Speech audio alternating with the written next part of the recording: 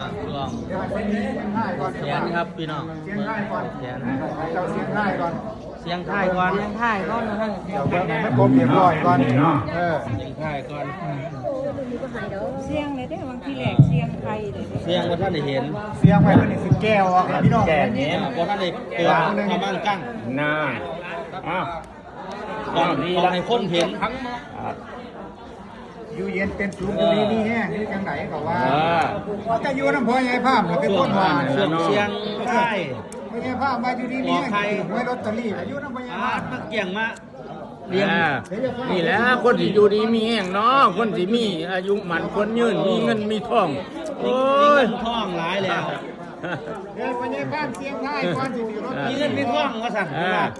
นี่ละเป็นที่มีเงินมีทองนี่ไม่ลอยบ่มีหยังนั่นเลี้ยงไม่ลอยเกี่ยงไม่ลอยครับ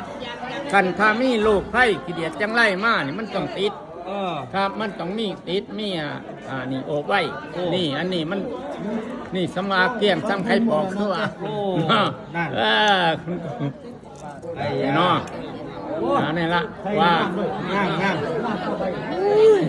มันคนนี้ซื้อมาเลยล่ะนั่นโอ้เขาง่ามนั่งเส้นอ้าวเสียงไทยเบิ้ง